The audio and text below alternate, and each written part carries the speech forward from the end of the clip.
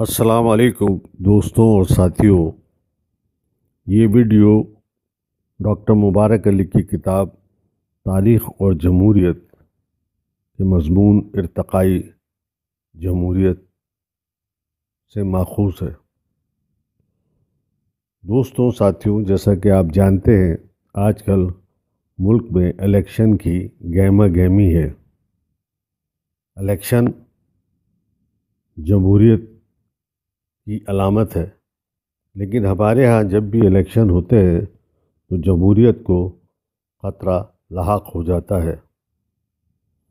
اس مضمون سے آپ کو آگاہی حاصل ہوگی کہ جمہوریت کا ارتقاء کیا ہے اور پاکستان میں جمہوریت کا ارتقاء کن مراحل سے گزرا ہے اور کن مراحل سے نہیں گزرا۔ ڈاکٹر مبارک علی لکھتے ہیں، کارل مارکس نے انسانی ادوار کی تاریخ کو کئی ادوار میں تقسیم کیا ہے، جبکہ مقصد یہ ہے کہ ان کی مدد سے انسانی تاریخ کے ارتقاء کو اور ہونے والی تبدیلیوں کو سمجھا جا سکے۔ یہ سلسلہ ایک زنجیر کی مانند ہے جس کی کڑیاں ایک دوسرے سے ملی ہوئی ہیں اور زنجیر کو لمبا کر رہی ہیں۔ اس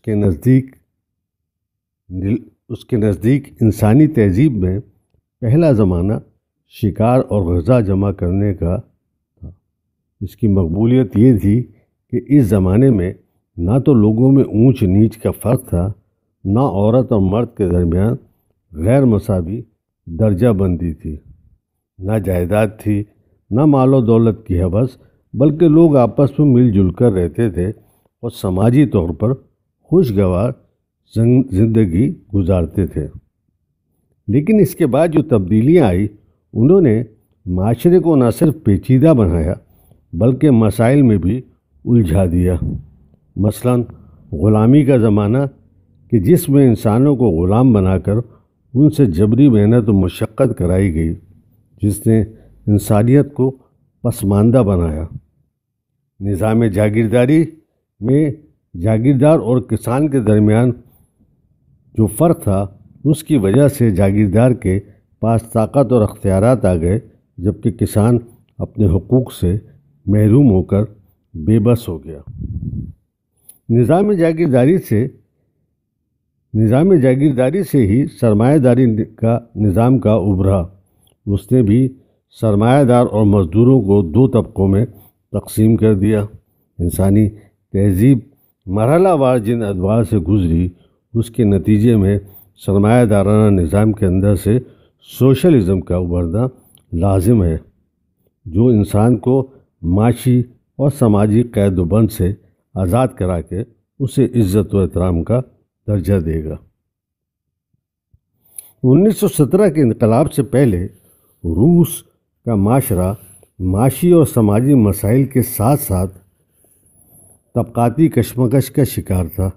اس موقع پر روس کے دانشوروں اور سیاسی کارکنوں نے مارکس کی مرحلہ وار ارتقائی تھیوری پر نظر ڈالتے ہوئے یہ سوالات اٹھائے کہ کیا یہ ضروری ہے کہ روس بھی دوسرے سرمایہ دار ملکوں کی طرح اسی اذیت اور عذاب سے گزرے جس کا تجربہ انہوں نے کیا؟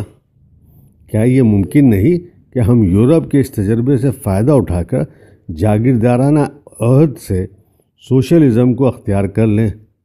یہ وہ سوالات تھے جو انہوں نے مارکس اور اینگلز سے پوچھے۔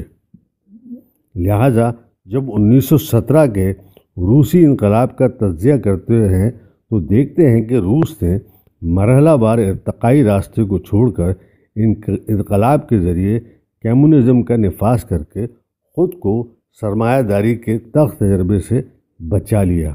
لیکن اس تجربے کا ایک نتیجہ یہ ہوا کہ روس میں اسٹالن نے اپنی آمرانہ حکومت قائم کر لی اور جبر کے ساتھ روسی معاشرے پر اپنا اقتدار مضبوط کر لیا۔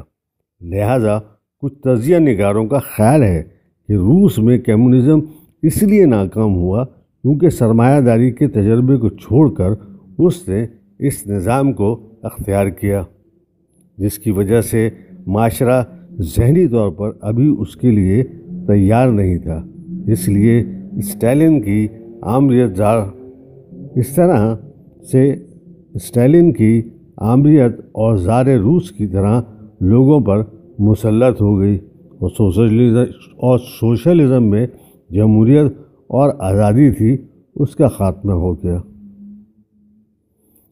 جب اس تناظر میں ہم یورپ میں جمہوری نظام کے ارتقاء کو دیکھتے ہیں، یہ ہمیں مرحلہ وار ارتقائی طور پر ترقی کرتا نظر آتا ہے۔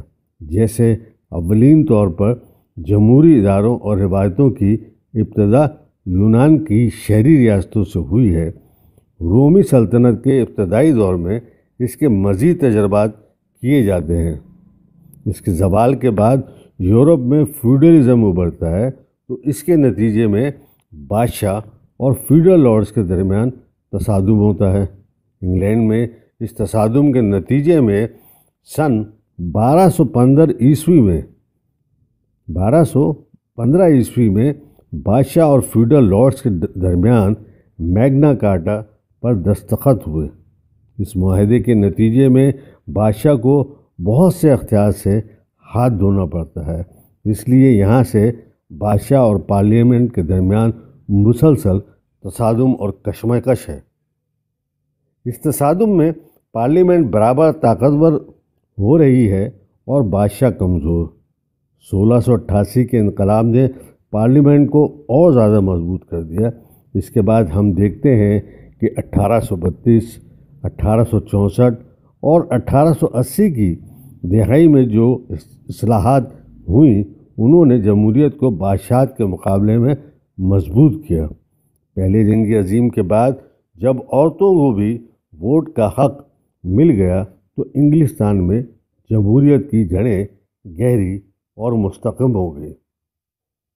اسی طرح دوسرے یورپی ملک بھی مختلف سیاسی مرحلوں سے گزر کر اور انقلابات کے تجربوں سے فائدہ اٹھا کر ارتقاء کرتے ہوئے جمہوریت تک پہنچا۔ دوستوں اور ساتھیوں، آپ نے سنا کہ روس میں اور یورپ میں جمہوریت مرحلہ وار کس طریقے سے آئی۔ اب آپ پاکستان کا حال بھی سن لیجیے۔ جب ہم اس تناظر میں پاکستان میں جمہوریت کے نظام کا جائزہ لیتے ہیں تو پتہ چلتا ہے کہ 1947 میں تقسیم کے فوراً بعد لوگ برطانوی رعیت سے پاکستانی شہری ہو گئے اور عورتوں اور مردوں کا ووٹ کا حق مل گیا، لیکن یہ مراد اور حقوق کسی جدوجہد کی وجہ سے نہیں ملے اور نہ ہی ارتقائی طور پر کئی مراحل سے گزر کر حاصل کیے۔ یہی وجہ ہے کہ حقیقت میں دستور میں تو لوگوں کو حقوق دے رکھے ہیں، لیکن عملی طور پر وہ اس سے محروم ہیں۔ جمہوریت کے نام پر پاکستان میں حکومت کرنے والے جاگیردار، سجادہ نشین، فوجی جنرل اور گماشتہ سرمایہ دار ہیں جو لوگوں کو اپنی رعایا سمجھتے ہیں، شہری نہیں۔ اس لیے جمہوریت پر انہی طبقات کا قبضہ ہے، کیونکہ ہمارا معاشرہ ارتقائی مراحل سے گزر کر جمہوریت اور اس کی روایت سے آگاہ نہیں ہوا۔ اس لیے نہ تو اس کی سوچ جمہوری ہے، نہ ہی اس کے رویے۔ جس صورتحال سے ہم اس وقت دوچار ہیں، اس میں یہ تو ممکن نہیں کہ ہم نئے سرے سے سفر کا آغاز کریں اور جمہوری روایت سے آگاہ ہوں۔ اس لیے موجودہ صورتحال میں نہ تو ہم غیر جمہوری اداروں اور بالادست طبقوں سے نجات حاصل کر سکتے ہیں اور نہ ہی یہ ممکن ہے کہ عوام کے اقتدار اعلیٰ کو قائم کریں اور جمہوری عمل سے عوام اپنے حکمرانوں کو تبدیل کر سکیں۔ اس لیے ایسا نظر آتا ہے کہ شاید ہم ایک طویل عرصے آمریت اور جاگیردارانہ جمہوریت کے درمیان الجھے رہیں گے۔ دوستوں اور ساتھیوں، وہ دوست جو تاریخ کی آگاہی سے دلچسپی رکھتے ہیں ان کے لیے ضروری ہے کہ اس مضمون میں تاریخ کے ادوار کا ذکر کیا گیا ہے، جو اس میں پتھر کا دور اور پتھر کے دور کو پھر 3 دوروں میں تقسیم کیا گیا ہے، اور اس کے بعد جدید دور، اور اس کے بعد غلامی کے دور، جاگیردارانہ دور اور بادشاہت کا ذکر آیا ہے۔ جو اس میں دلچسپی رکھتے ہیں وہ اس کا مزید مطالعہ حاصل کر اپنی ذہنی نشو و نما کریں۔ شکریہ۔